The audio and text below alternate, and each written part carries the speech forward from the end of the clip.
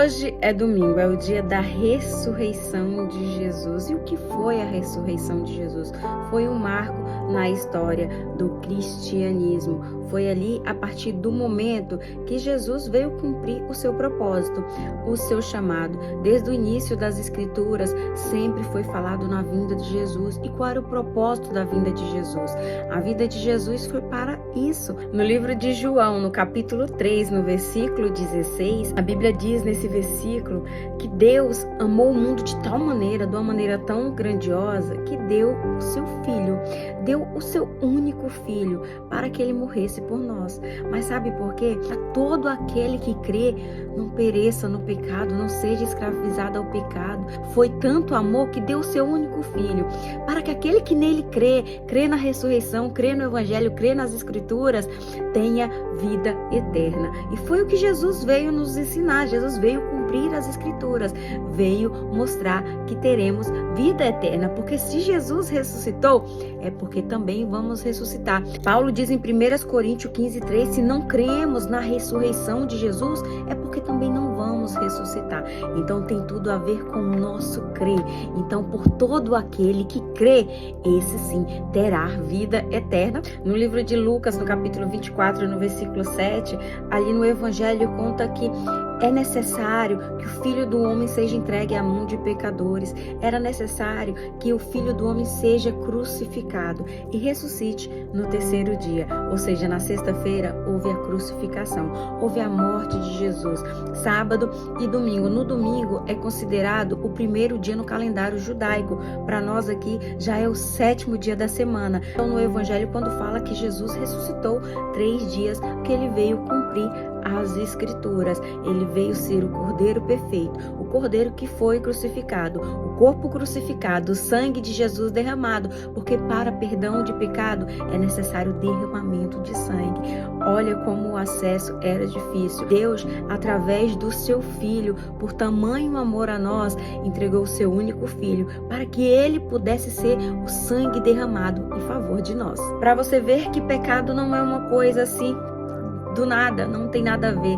Pecado é coisa muito séria. Pecado é o que nos separa de uma vida com Deus. O pecado é que nos separa da vida eterna para uma vida de morte sem Deus, uma vida no inferno. Jesus veio nos preparar, veio nos ensinar, era pra gente seguir os seus passos. Veio ser o nosso instrutor, veio ser o mestre para nos dizer o caminho. E Jesus sempre teve a consciência que ele veio no mundo para cumprir um propósito, ser morto por pecadores, ser crucificado, ter uma morte de cruz e que ele ia ressuscitar ao terceiro dia. O livro de João, no capítulo 13, no versículo 1, conta ali a história da cerimônia que Jesus estava antes da crucificação, onde Jesus lavava os pés dos discípulos, ensinando que eles deveriam ser igual ao mestre, ou seja, o próprio mestre estava lavando os pés dos seus discípulos.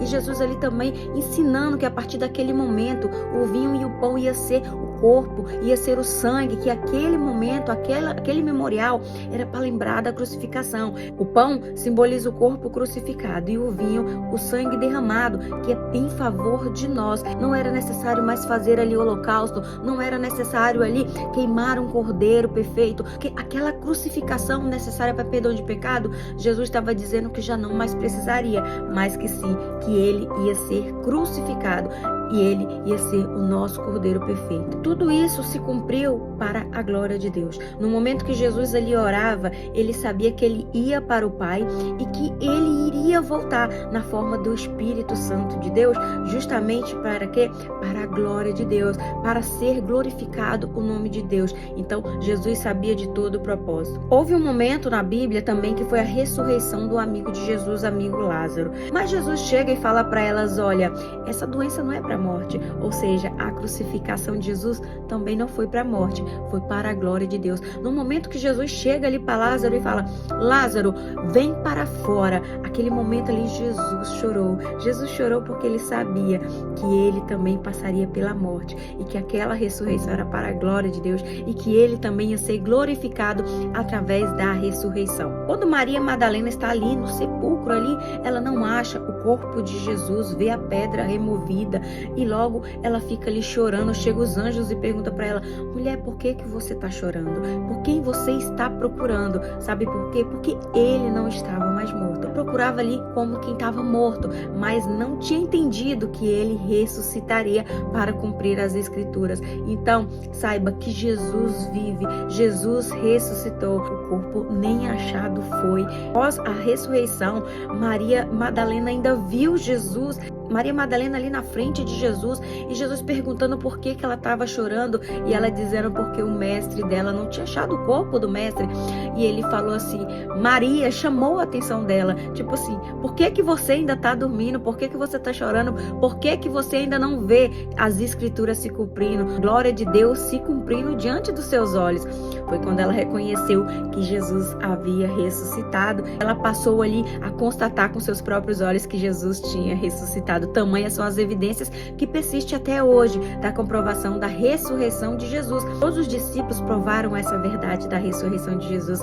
E lembre, se fosse uma mentira, mentira tem perna curta, logo um ou outro ali já teria falado, mas não, eles deram a vida deles até o fim, eles morreram até o fim pela palavra. Ninguém entrega a sua vida, ninguém vai ser morto para defender uma mentira. Quando Maria Madalena ali, que acompanhava Jesus desde a crucificação e virou uma fiel seguidora de Jesus, quando ela viu Jesus, ela falou, mestre, ela quis ali, segurar, abraçar Jesus. E Jesus, daquele momento, andou com os discípulos por muito tempo ainda e comeu e ficou presente aos discípulos para mostrar a ressurreição. A morte de Jesus foi para Jesus e com o Pai, mas Jesus deixou o Espírito Santo, o Consolador. Hoje o próprio Espírito Santo nos conduz uma vida com Deus, é o próprio Espírito Santo que nos direciona, é o próprio Deus que já habita dentro de nós. Então, olha só, tamanha a dimensão, para a gente não ficar procurando nos mortos, para a gente não olhar a vida como um fim por agora, para a gente não olhar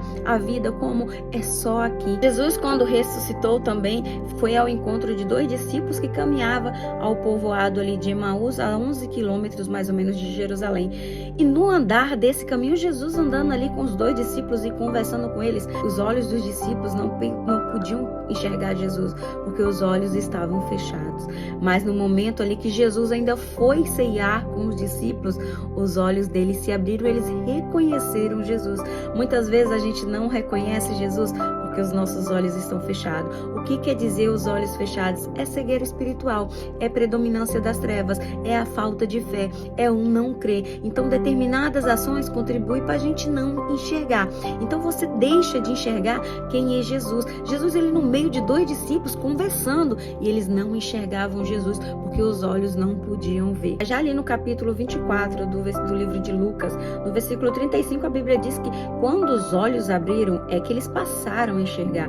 Então, muitas vezes, a gente só não enxerga Jesus através de cegueira espiritual. Só não enxerga Jesus porque a gente não crê, porque o nosso caminhar não está com Ele. Porque a partir do momento que o Espírito Santo entra, é impossível você não reconhecer Jesus. A ressurreição, então, é apenas para nos dizer que um filho primogênito, ele foi dado, ele foi entregue, ele foi crucificado, para que tenhamos vida eterna. Então, lembre, o corpo não foi achado. Os discípulos morreram para defender essa verdade. Então, que você viva com seus olhos para que enxergue Jesus, porque a vida, ela não só é aqui. 1 Coríntios, capítulo 15, no versículo 19, Paulo diz assim, se cremos em Jesus apenas para esta vida, ou seja, a gente não crê que o único filho foi dado, a gente não crê na ressurreição, a gente não crê que o filho foi nos dado para derramamento de sangue, para perdão nos pecados.